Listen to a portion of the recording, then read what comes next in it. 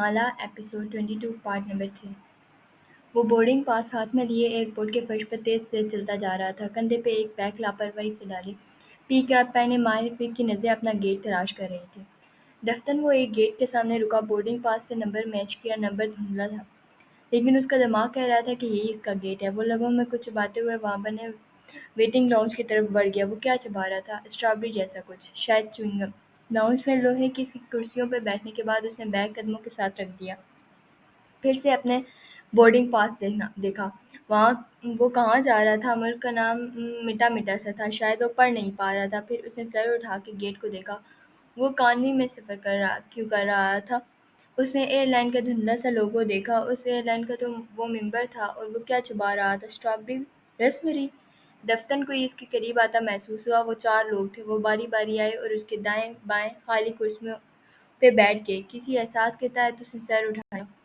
वो छोटे-छोटे कद के आदमी थे। वो मर्द, एक औरत और एक बच्चा। वो चारों गर्दन उसकी तरफ मोड़े उसे देख रहे थे। उसने सर घुमा के उनको सबको देखा। वो उनके दरमियान में था, और वो बिना पलक झपकाए उनको देख रहे थे। मुंह में स्ट्रॉबेरी का जायका बढ़ता जा रहा था। दफ्तन वो चौंका। उस बच्चे के सर से खून निकल रहा था। उससे चौंक के बाकियों के चेहरे देखे। उन सब के कानों के करीब से खून के कतरे गिर रहे थे। उसने सामने देखा। अब एयरपोर्ट खाली था। सब मुसाफिर गायब हो चुके थे। गेट पर लगी स्क्रीन पर एक शहर का नाम जगमगा रहा था। ये किसी शहर का कोड था। लंदन का। वो लंदन जा रहा था, लेकिन क्यों? ज़हन में घंटियां बजने लगी, जैसे किसी शहर की घड़ियां जिनसे पहले निकारा बजा रहे हों। माहिर करंट खाकर उठ बैठा। हर तरफ अंधेरा था। वो अपने बेडरूम में था। उसका लिबास पसीने में भीगा था। साइड टेबल पे हाथ मारा, लैंप जलाया। फिर मोबाइल उठा के देखा। प्रायर ऐप पे फजर की अजान होने वाली थी। उसने सारी बत्तियां रोशन कर दी। फिर दाएं-बाएं देखा। वहाँ कोई न था। उसने पसीने से तर बालों में हाथ फेरा। सब कुछ वैसा ही था जैसे उसके सोने से पहले था। वो रात अपने काम मुकम्मल करके सोया था। रात तक उसके अपार्टमेंट में सुकून था, अमन था। लेकिन अब सब वैसा ना था। कुछ बदल चुका था। फ़ज़ा में कुछ था जिसे वो महसूस कर सकता था। उसकी गर्दन के बाल खड़े होने लगे थे। चौकन्नी निगाहों से दाएं-बाएं गर्दन घुमाई। वहाँ खामोशी और सन्नाटा था, लेकिन वो जानता था कि वो अकेला नहीं है। वो आ गए थे, वो उसके भेजे गए थे, और इस दफ़ा वो पूरी कुव्वत के साथ आए थे। बरसों बाद सरकार ने एक दफ़ा फिर से उसकी तरफ अपना जादू फेंका था। ये कैसे मुमकिन है माला? सफूरा सुनते ही चिल्लाई थी। तुम पिल पे थी? उसने सफूरा को ये खबर देने में 1 हफ्ता लगाया था। उस 1 हफ्ते में उसने ध्यान से कोई काम नहीं किया था। वो बस रोई थी, बहुत रोई थी। हर उठता कदम खुला में उठता। जिंदगी एकदम तारीख हो गई थी। वो बंद गली में थी और सारे रास्ते बंद हो गए थे। बर्थ कंट्रोल हज़ार वजूहात के बायस नाकाम हो सकता है सफूरा। शायद एक दो दफ़ा और ऊपर से ली थी उसकी सज़ा है। वो कॉफ़ी शॉप के काउंटर पे खड़ी थी। उसके हाथ में वहाँ गाहक नहीं थे। वो खुल के बात कर सकती थी। Are you sure? सफूरा को भी अभी तक यकीन नहीं आ रहा था, लेकिन उसे यकीन आ चुका था। वो डॉक्टर के पास से जाके लौट आई थी। 10 हफ्ते हो चुके हैं। जब मैं ज़्यादा के ऊपर बुक शेल्फ गिरा के वहाँ से आई थी, तब भी प्रेग्नेंट थी, लेकिन मेरे ज़हन में इतना कुछ चल रहा था कि इस तरफ ध्यान ही नहीं गया। फिर उसे याद आया, सऊदीया में भी मुझे सिर्फ फर्स्ट एड दी गई थी। ब्लड टेस्ट नहीं किया गया था। मुझे मालूम ही ना हो सका। उफ़, मैं इस बच्चे का क्या करूँगी सफ़ूरा? बच्चा नहीं है ये। सफ़ूरा जल्दी से बोली। उसको सिर्फ एक फेटस समझो। वो जानती थी सफ़ूरा क्या कह रही है। ये गुनाह है। माला, मेरी बात सुनो। सफ़ूरा तेज़ी से कह रही थी। तुम्हारी हालत में तुम्हें कोई भी इसका स्कॉलर फतवा दे देगा। तुम इस बच्चे के बारे में किसी को नहीं बताओगी। कैनेडियन में अबॉर्शनल लीगल है। तुम चुपचाप किसी अबॉर्शनल क्लिनिक में जाओ और इस बच्चे को अबॉर्ट करवा दोगी। तुम किसी कातिल के बच्चा इस दुनिया में नहीं लाओगी। फिर वो रुकी। अगर वो बेटी हुई तो और भी बुरा है, पर पुरतशद्दुद बाप की बेटियां आगे जाके भी अब्यूज़ होती हैं। बेटी? उसके दिल को धक्का सा लगा। देखो, तुम्हारे आगे तुम्हारी सारी ज़िंदगी पड़ी है। प्लीज़ इस बच्चे को अबॉर्ट कर दो। अभी 10 हफ्ते हुए हैं। अभी रूह नहीं दाखिल हुई। रूह दाखिल हो जाए तो फिर ये कत्ल होगा। गुनाह गुनाह होता है दोनों सूरतों में। लेकिन सफूरा नहीं सुन रही थी। अगर ये बच्ची इस दुनिया में आ गई तो तुम सारी उम्र के लिए अपने पैरों में जंजीर डाल लोगी। सफूरा ने खुद से फ़र्ज़ कर लिया था कि वो बच्ची थी। तुम कभी ज़ियाद से पीछा नहीं छुड़वा सकोगी। उफ़ सफूरा, उसका सर दर्द करने लगा था। अब मैं ज़ियाद से तलाक कैसे लूँगी? तलाक तुम अब भी ले सकती हो। तलाक प्रेगनेंसी में भी हो जाती है। बस उसकी इद्दत बच्चा पैदा होने या प्रेगनेंसी ज़ाया होने तक होती है। बस तुम ज़ियाद को इस बारे में नहीं बताओगी। उसको बच्चे नहीं चाहिए थे। दिल को तकलीफ़ हुई। मसला ही ख़त्म। ना उसको चाहिए ना तुम्हें। बस तुम इस बच्चे को दुनिया में नहीं लाओगी। माला, सफूरा ने ज़ोर देकर कहा। مالا نے سر ہلا دیا، اس کا دماغ ابھی تک سائیں کر رہا تھا۔ کشمالا، وہ بری طرح چونکی۔ جیب ریت اس کے سر پہ کھڑی تھی، اس نے جلدی سے فون رکھا اور اس کی طرف متوجہ ہوئی۔ سٹنگ ایریا میں کسی نے کافی گرا دیا ہے، سارا فرش چپ چپ ہو رہا ہے، جاؤ موپ لگا دو۔ جیپ ریت اس فرنچائزر کی مالکن تھی، درمیانی عمر کی سکھ عورت، اس کو سب جے پی کہتے تھے۔ شور، وہ خاموشی سے آگے بڑھ گئی۔ یہ اس کی ڈیوٹی نہیں تھی، جے پی کسی اور کو بھی کہہ سکتی تھی، لیکن وہ ایسے کام اس کو کہا کرتی تھی۔ خیر، وہ کر لے گی۔ کوئی بھی کوئی ابھی وہاں کافی گراہک گیا تھا۔ وہ احتیاط سے جگہ صاف کرنے لگی، پھر موپ لگانے سے پہلے بغل میں بنے اسٹور روم تک آئی، کسی شے کی تلاش میں ادھر ادھر دیکھا۔ کشمالا، جلدی کرو یار! جے پی اکھڑی اکھڑی سی پکار رہی تھی۔ اس کا دماغ آج کل آدھا کام کر رہا تھا، آدھا پیچھے کہیں الجھا تھا۔ کچھ دیر بعد وہ فرش کو اسٹیم موپ کر کے فارغ ہوئی، اب وہ صاف تھا۔ اس کی کمر میں درد اٹھنے لگا تھا۔ وہ موپ اسٹور روم میں واپس رکھنے گئی ہی تھی کہ باہر سے چیخ سنائی دی۔ اس کا دل ایک دم اچھل کے حلق میں آ گیا۔ یا اللہ خیر! وہ دوڑتے قدموں سے باہر آ گئی۔ اگلے چند لمحے کسی فلم کی طرح گزرے، سلو موشن فلم۔ ایک درمیانی عمر کی عورت فرش پہ گری چلا رہی تھی، وہ ورکرز اس کے گرد اکٹھے ہو رہے تھے۔ جے پی ہاتھ جوڑے ہوئے پریشانی سے کچھ کہہ رہی تھی، وہ گم سم سی کرسی کے کنارے بیٹھ گئی۔ ایمبولینس کا سائرن، بھاگتے ہوئے اہلکار جو اسٹریچر لا رہے تھے، جے پی کی گھورتے نظریں، وہ عورت ابھی تک درد سے چلا رہی تھی، ساتھ ہی وہ انگلی اٹھا اٹھا کے جے پی سے کچھ کہہ رہی تھی۔ وہ سر دونوں ہاتھوں میں گرائے وہیں بیٹھی تھی۔ جب مجمع چھٹا اور شور کم ہوا، تم نے کاشن بورڈ کیوں نہیں رکھا تھا؟ موب لگانے سے پہلے وہ کرسی پہ بیٹھی تھی اور جے پی اس کے سر پہ کھڑی ہو کر چلا رہی تھی۔ میں اسٹور روم میں گئی تھی، وہاں وہ نہیں رکھا تھا، میں تم سے پوچھنے آ رہی تھی۔ پھر پوچھا کیوں نہیں؟ میں بھول گئی تھی۔ اسے سر پھر سے دونوں ہاتھوں میں گرا دیا۔ تمہیں اندازہ ہے کہ تم نے کیا ہے؟ جے پی کرسی کھینچ کے سامنے بیٹھی، اس کا چہرہ غصے سے سرخ ہو رہا تھا۔ تم نے ویٹ فلور کا بورڈ نہیں رکھا، ایک عورت تمہاری وجہ سے گیلے فرش پہ پھسل گئی، اگر اس کی کوئی ہڈی ٹوٹ گئی تو اس کے میڈیکل بلز کون بھرے گا؟ تمہارے پاس انشورنس ہے؟ اس کی آنکھیں بھیگنے لگیں۔ نفی میں سر ہلایا۔ اس کی انشورنس تو اتنی بھی نہیں تھی کہ اس عورت کی مرہم پٹی کروا سکتی۔ کہاں ہاسپٹل بلز؟ اور اگر سرجری ہوئی تو ہزاروں ڈالرز کا خرچہ ہوگا، کون ادا کرے گا؟ میں سچ کہہ رہی ہوں، بورڈ وہاں نہیں پڑا تھا۔ اسے بار بار رونا آ رہا تھا۔ خلا کا کیس، پریگنینسی ٹیسٹ اور یہ مسئلہ، سب کچھ ریکارڈ ہو چکا ہے۔ جے پی نے فکر مندی سے دیوار پہ لگے کیمرے کو دیکھا۔ ہمیں تمام ثبوت محفوظ رکھنے ہوں گے۔ میں اپنے وکیل کو کال کرتی ہوں۔ اس پہ ایک گھورتی نظر ڈال کے وہ اٹھ کھڑی ہوئی۔ اگر اس عورت کو کچھ ہوا تو تم اس کو ہاسپٹل بلز کا ایک ایک سیٹ ادا کرو گی۔ کشمالا، وہ پھنکارتے ہوئے آگے بڑھ گئی۔ وہ کتنی دیر وہاں بیٹھی رہی، پھر ایک دم اٹھی اور تیزی سے اسٹور روم تک آئی۔ دروازہ کھولا۔ پیلے رنگ کا بورڈ سام نہیں رکھا تھا۔ اس کا دماغ گھوم گیا۔ اسے یہ پہلے کیوں نہیں دکھائی دیا؟ اسے کیسے بورڈ رکھے بغیر موپ لگا دیا؟ اسے زور کا چکر آیا تھا۔ ایک دم کسی نے پیچھے سے اسے تھام لیا۔ چند لمحے ہر جگہ تاریکی چھا گئی، پھر اس نے پلکیں چپکائیں۔ وہ دیوار کا سہارا لیے کھڑی تھی اور اس کو سیاہ مضبوط ہاتھ نے تھام رکھا تھا۔ مالا نے پلٹ کے دھندلی نگاہوں سے دیکھا۔ وہ پیٹر ریشیا تھی، اس سے چند برس بڑی سیاہ فام عورت جو اس کے ساتھ اسی شاپ پہ کام کرتی تھی۔ سب اسے پیٹ کہتے تھے۔ پیٹ، تھینک یو۔ وہ پھیکا سا مسکرائی۔ پیٹر ایشیا اسے سہارا دے کر باہر کرسیوں کی طرف لائی، وہاں واپس بٹھایا، پانی کا گلاس ایک ہاتھ میں تھمایا اور دوسرے میں اسٹرا۔ میں سچ کہہ رہی ہوں، وہ بورڈ اس وقت وہاں نہیں تھا۔ سنو مالا، گھنگریالے بالوں کا کس کے جوڑا بنائے، ایپرن پہنے، سنجیدہ سیاہ فام چہرے والی پیٹ بولی، بورڈ وہاں تھا یا نہیں غلطی تمہاری ہے، لیکن جے پی اس معاملے کو سنبھال لے گی، تم وہی کرو جو وہ کہتی ہے۔ مگر تمہارا قاسم کیس چل رہا ہے نا؟ اور اس کا سانس رک گیا۔ اوہ نو! تمہیں ہر صورت اس معاملے کو عدالت کے باہر حل کرنا ہے۔ تمہارے خلاف اگر کسی قسم کے چارجز فائل ہوئے تو حکومت تمہیں اس قائم نہیں دے گی۔ تمہارا اپنا ریکارڈ کلین رکھنا ہے، تمہیں اپنا ریکارڈ کلین رکھنا ہے۔ اس نے سر اس بات میں ہلا دیا۔ پیٹ نے اس کے کندھے کو تھپتھپایا اور واپس کاؤنٹر کی طرف چلی گئی۔ کچھ دیر تک شاپ عارضی طور پر بند رہی، اب اسے دوبارہ کھول دیا گیا تھا۔ اس میں اب واپس آنے کی سکت نہیں تھی۔ میرا وکیل اس سے بات کرنے کی کوشش کرے گا۔ جے پی واپس اس کے پاس آئی تھی۔ وہ بس گردن اٹھا کر خالی نظروں سے اسے دیکھے گئی۔ صبح تک معلوم ہوگا کہ کیا ہوتا ہے، لیکن اس نے انگلی اٹھا کے گھورتی نگاہوں سے تنبیہ کی۔ تم اس کے علاج کا خرچہ اٹھاؤ گی کشمالا؟ اس نے بھیگی آنکھوں سے اس بات میں سر ہلا دیا۔ زخمی ہونے والی عورت کے وکیل نے اگلے دن جے پی سے رابطہ کر لیا تھا۔ اس نے ان کو ویڈیو شواہد سنبھال کے رکھنے کے لیے کہا تھا۔ عورت کا MRI ہوا تھا اور اس کی ریڑھ کی ہڈی متاثر ہوئی تھی۔ جے پی نے اسے فوراً ایک مناسب رقم کی پیشکش کی، لیکن وکیل نے اسے ٹھکرا دیا۔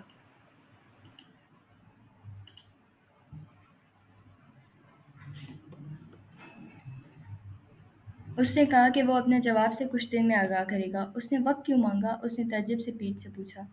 وہ دونوں کاؤنٹر کے پیچھے ساتھ ساتھ کھڑی تھی، پیٹ ایک خالی کپ میں نیلا سیرپ کے پمپ ڈال رہی تھی۔ اس نے ہلکے سے کندھے اچکائے۔ وہ انجری لائر ہے، وہ ایسے وکیل فوراً اسے کسی کو شو نہیں کرتے، وہ وقت لیتے ہیں کیونکہ ایسی انجریز فوراً ٹھیک سے نہیں ہوتی۔ اگر اسے محسوس ہوا کہ یہ چند ہفتوں میں ٹھیک ہو جائے گی تو وہ معاملہ سیٹل کر کے رقم لے لے گا، اور اگر اس پہ انجری کی مزید خراب اب ہوتی گئی اور سرجری کروانی پڑی تو اس صورتحال میں وہ سو گا۔ یعنی لوگ اپنی انجریز مزید خراب ہونے کا انتظار کرتے ہیں تاکہ انہیں زیادہ پیسے مل سکیں۔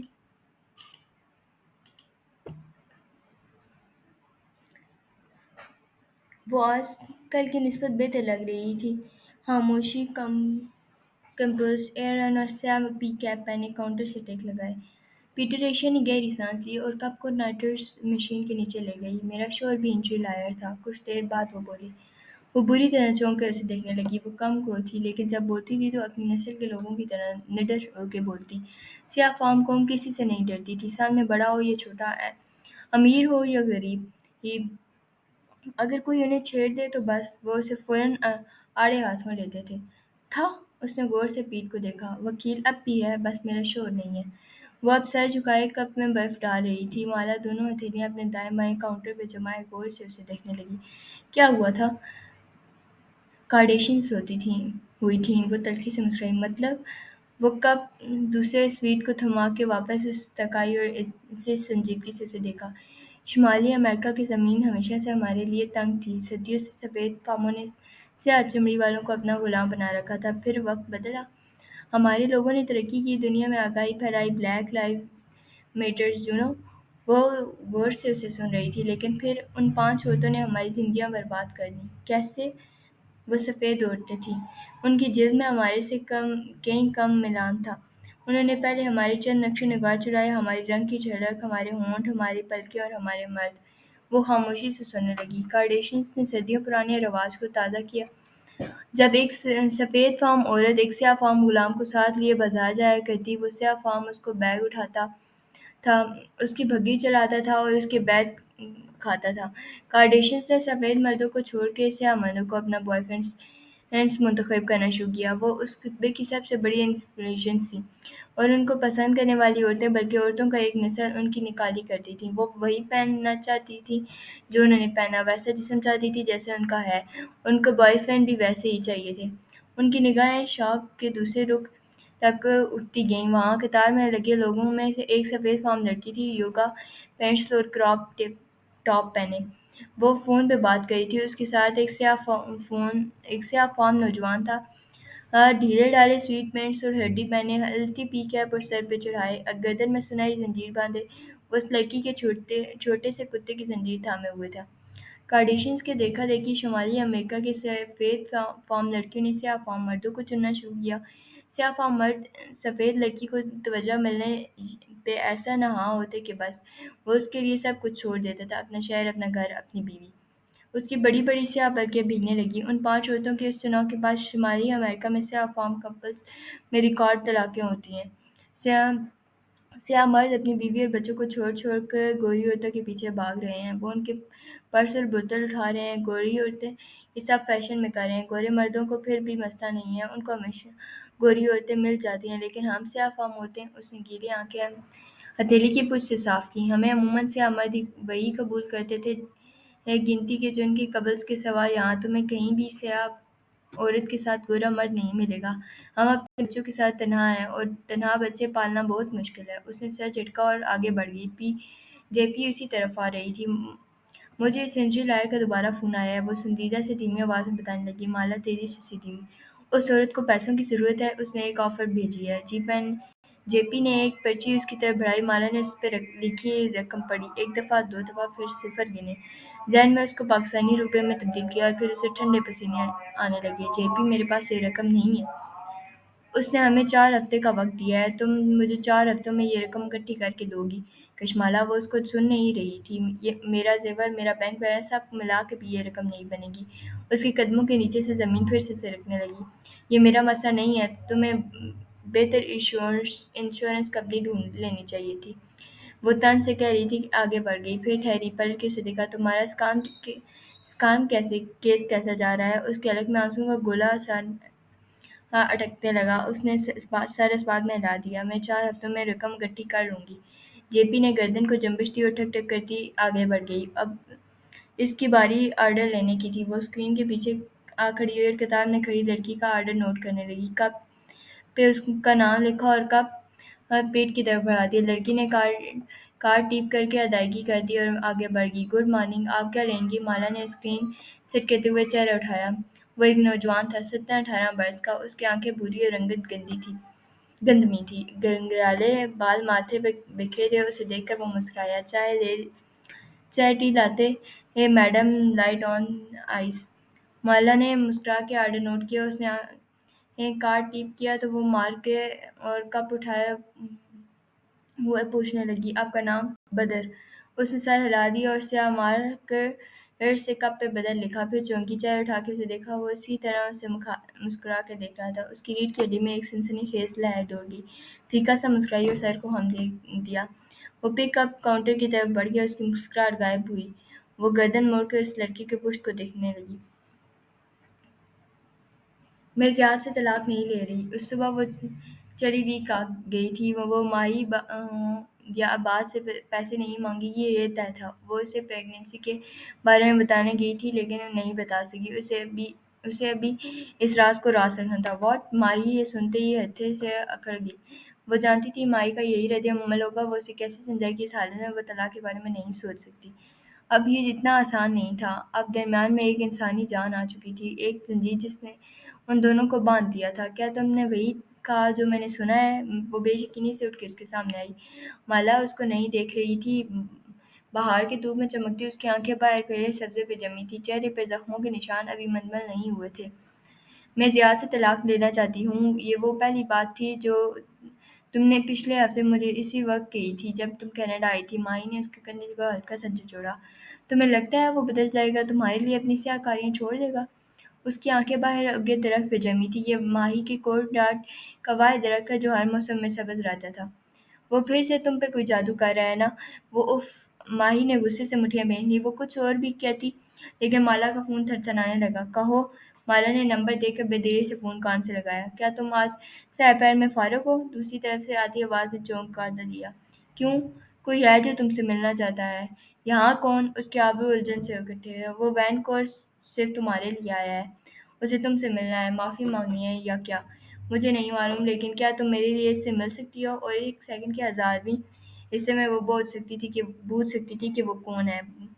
बहुत से जज़्बात एक साथ हलक से ज़ुबान तक आए। गुस्सा, बेबसी, फ़रेब दिए जाने का एहसास। लेकिन जब होंठ खोले तो बस लबों से इतना सा निकला, वक़्त और लोकेशन भेज रही हूँ। उसे कहना आ जाए। मोबाइल नीचे किया तो माही उन्हीं नज़रों से उसे घूर रही थी। तुम्हारे ज़हन में क्या चल रहा है माला?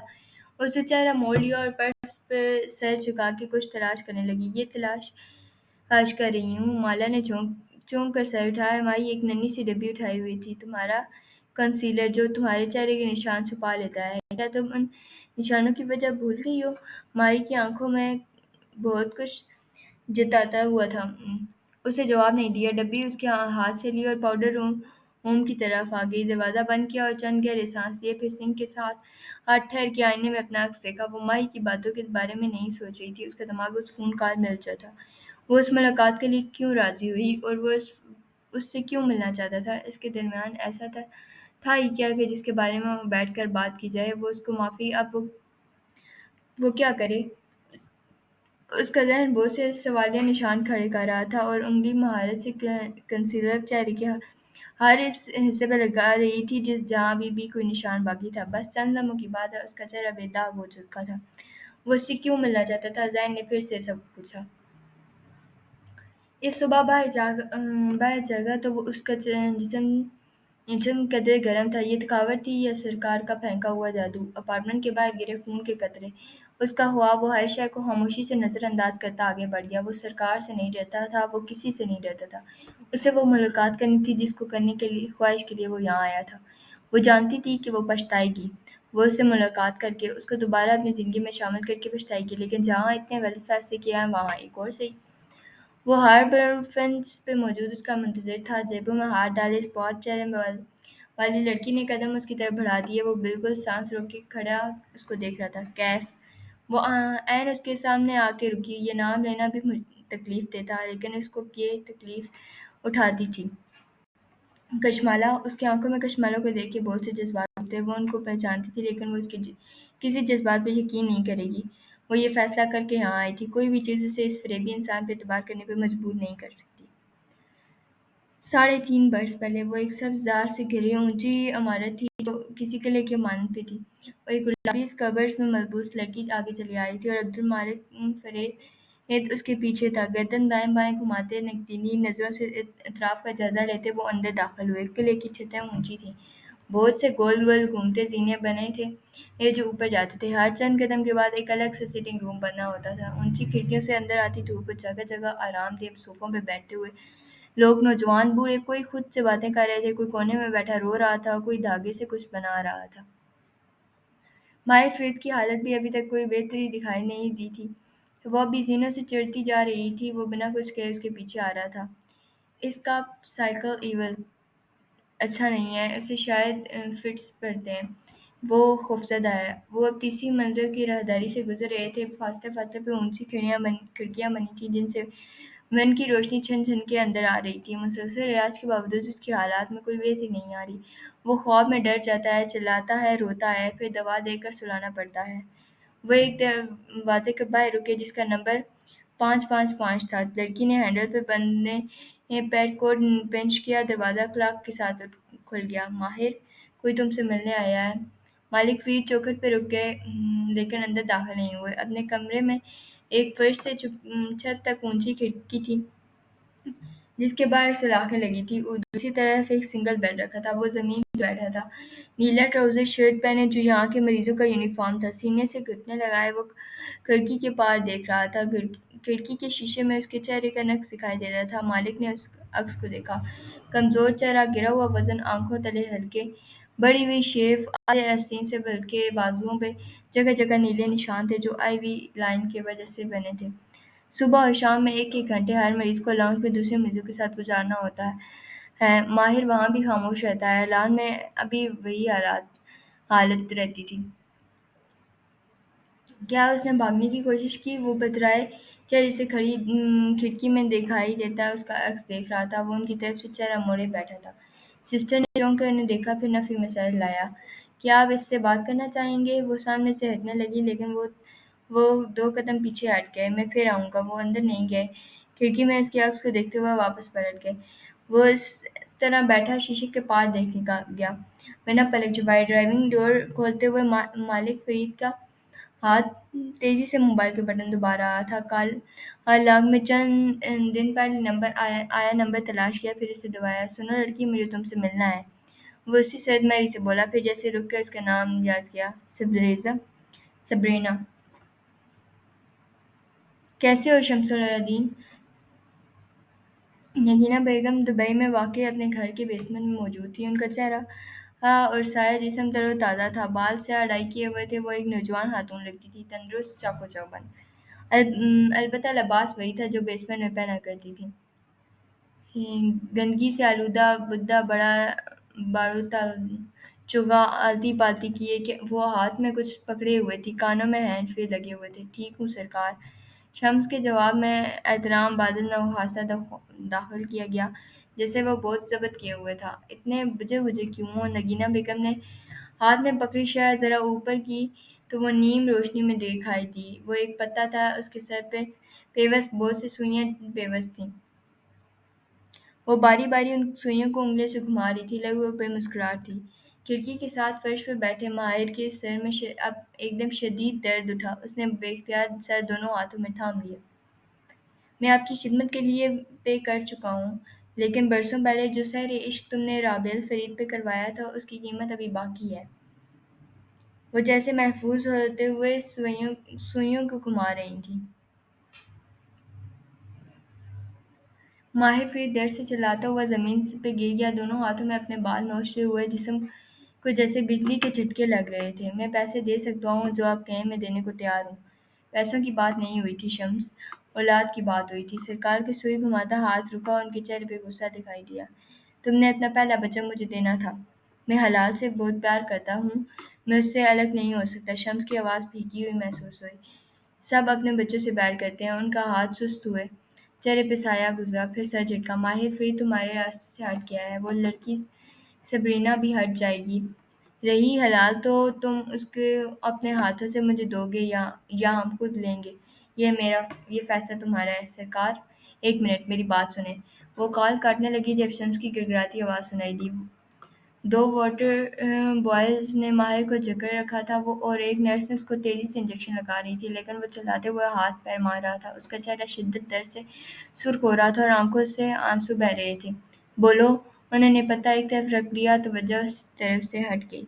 ماہر کا جسم ڈھیلا پڑنے لگا۔ وہ تینوں اس کے سر پہ کھڑے افسوس سے اسے دیکھ رہی تھی۔ وہ نیچے زمین پہ لیٹا گہرے گہرے سانس لے رہا تھا، آنکھوں سے آنسو گرتے ہوئے زمین پہ گم ہو رہے تھے۔ ٹھیک ہے، میں اسے لے آؤں گا۔ شمس کی آواز ٹوٹی ہوئی تھی۔ میں حلال کو لے آؤں گا، لیکن مجھے آپ سے کچھ چاہیے۔ کیا؟ مجھے رات کو برے خواب آتے ہیں۔ ماہر کا باپ، مجھے اسے خواب میں دیکھتا ہوں، مجھے خواب آتا ہے۔ مجھے کچھ پڑھنے کے لیے بتائیں یا میرے اوپر دم کریں۔ ہاں ٹھیک ہے، سمجھ آ گیا۔ وہ بیزار ہوئی۔ ہم تمہیں ایک عمل بتاتے ہیں، وہ کرنے سے افاقہ ہوگا۔ غور سے سنو، وہ پروفیشنل انداز میں کہہ رہی تھی۔ لندن کی ایک مصروف شاہراہ پہ ایک وین کھڑی تھی۔ شمس اس وین کے پیچھے حصے میں کھڑا تھا۔ فون سپیکر پہ لگا تھا اور نگینہ بیگم کی آواز سارے میں گونج رہی تھی۔ وین کے اندر بہت سی اسکرینز لگی تھیں۔ ایک نوجوان ایک کمپیوٹر کے سامنے بیٹھا تیزی سے کینر دبا رہا تھا۔ بس یا کچھ اور؟ وہ اکتائی ہوئی تھی۔ شمس نے نوجوان کو دیکھا۔ اس نے جلدی سے ایک ہاتھ کو گھما کے اشارہ کیا۔ بات کو تول کر دو۔ رابیر کے ساتھ بھی مسئلہ چل رہا ہے، پلیز میرا مسئلہ سن لیں۔ میں بہت پریشان ہوں، وہ لہجے میں رکت تاری کیے کہہ رہا تھا۔ نگینہ بیگم مختار سے سننے گئیں۔ اب وہ اپنے باکس سے کچھ اور نکال رہی تھیں۔ انہیں بہت سے کام کرنے تھے، کچھ کلائنٹس کو کالز کرنی تھیں، کچھ کے لیے نقش و تعویذ لکھنے تھے، اور یہ بات ختم نہیں کر رہا تھا۔ وین میں کھٹ کھٹ کے استباتے نوجوان کی آنکھیں چمکی، مسکرا کے شمس کو دیکھا اور سر کو ہم دیا۔ بہت شکریہ سرکار، میں وہی کروں گا جو آپ نے کہا۔ شمس نے جلدی سے خدا حافظ کہہ کے کال بند کر دی، پھر تیزی سے اس کی طرف جھکا۔ کال جتنی لمبی ہو اتنی ہی آسانی سے ہم پن لوکیشن تک پہنچ جاتے ہیں۔ یہ کال ماسک کی گئی تھی، لیکن مسکرا کے اس نے ایک چٹ پہ چند الفاظ لکھے۔ ہم کالر تک پہنچ چکے ہیں۔ یہ عورت دبئی سے کال کر رہی ہے، اس کی لوکیشن کو 8:35 ہے۔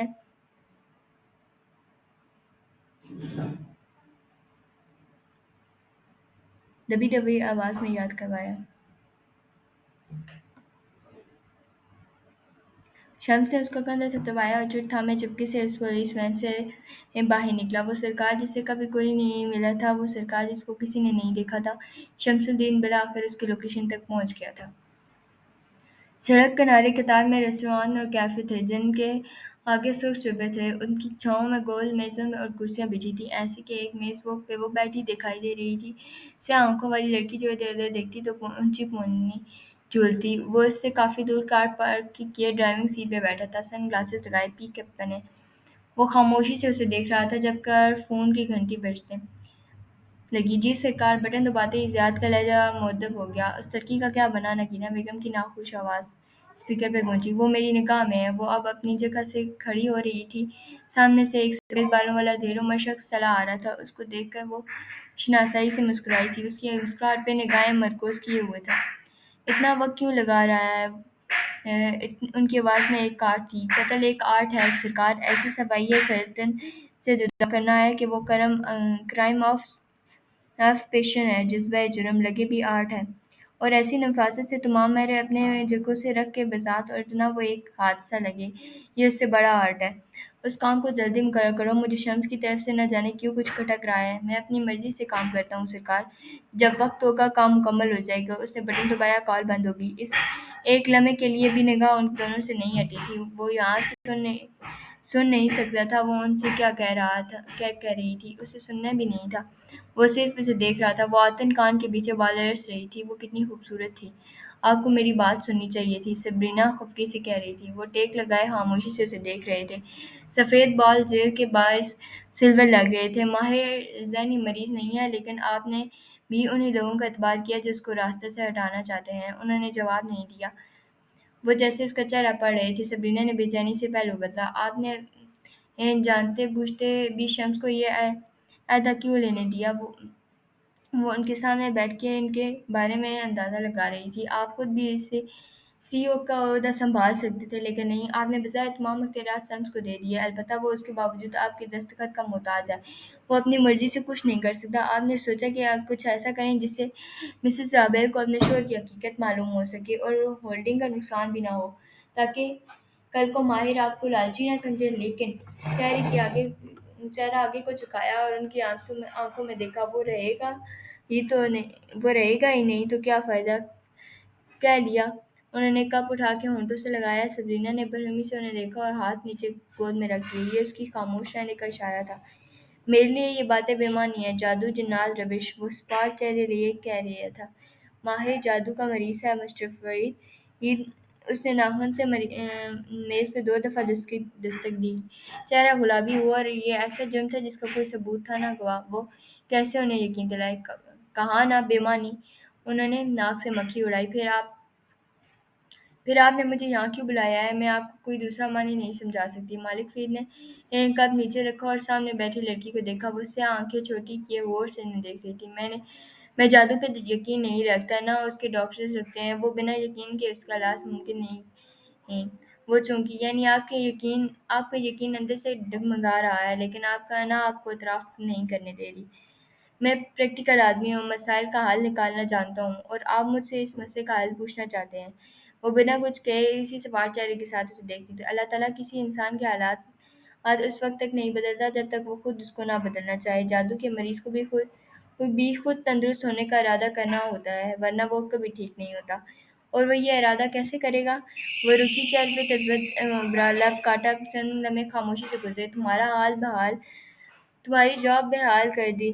तुम कल से ऑफिस वापस आ सकती हो। वो मरीज उसको बोलने का इंतजार किए बगैर जगह से उठ खड़े हुए। वो चंद कदम आगे गए थे कि उसने पुकारा, मिस्टर फरीद। मालिक फरीद ने पलट के देखा। माहिर को मदद चाहिए, उस इंसान की मदद। वो झुके सर के साथ मेज पर नैपकिन रखी झुके सर के साथ मेज़ पे नैपकिन रखे और उस पे कुछ लिख रही थी। ऊँची पौनी दाएँ बाएँ छू रही थी। दूर बैठा ज़ियाद सुल्तान अब उस लड़की को देखे नैपकिन उस बूढ़े आदमी की तरफ बढ़ाते देख रहा था। होंठों पे मुस्कुराहट थी और आँखों में दिलचस्पी। मालिक फ़रीद के जाने के बाद वो वहाँ से उठी और सड़क पे आगे चलती गई। फिर किसी एहसास के तहत गर्दन मोड़ी। सड़क पे दूर-दूर तक अपने आप में मगन मसरूफ़ ट्रैफ़िक रवां-दवां थी। सबरीना की आँखों में बेचैनी से उभरी। उसने दाएँ-बाएँ देखा। यूँ लगता था कि कोई उसको देख रहा था। एक अजीब-सी सनसनीखेज़ लहर उसकी रीढ़ की हड्डी में से गुज़री। वो ज़ेरे लब आते कुर्सी पड़ते हुए आगे बढ़ गई।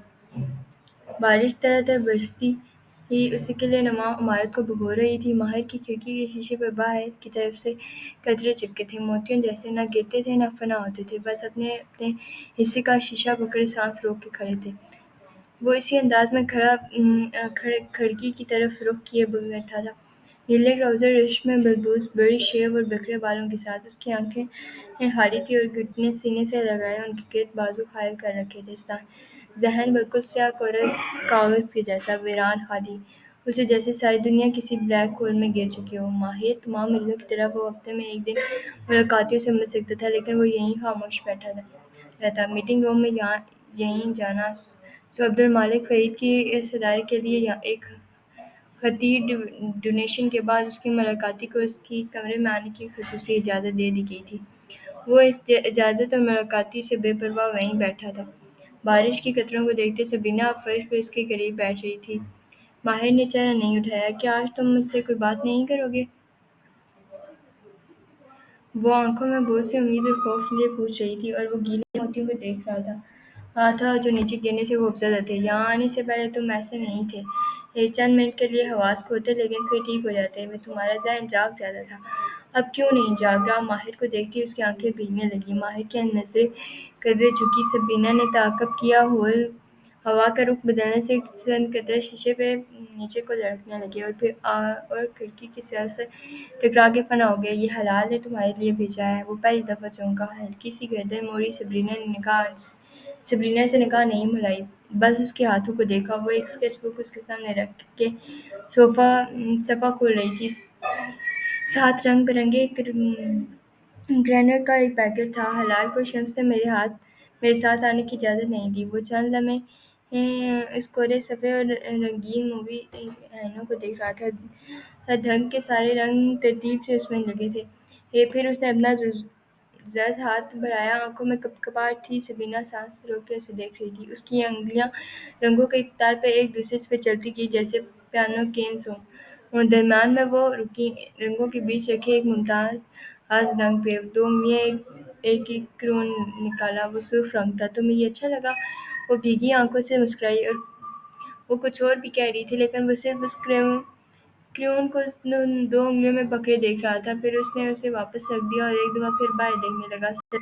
سبرینا کا چہرہ بجھ گیا۔ ملاقات کا وقت ختم ہو چکا تھا۔ سبرینا بیگ کندھے پہ ڈالے سڑک کنارے چلتی جا رہی تھی۔ رخ بس اسٹاپ کی جانب تھا۔ ماہر کے اسے اپنے گھر تک اس کی 2 بسیں بدلنی تھیں۔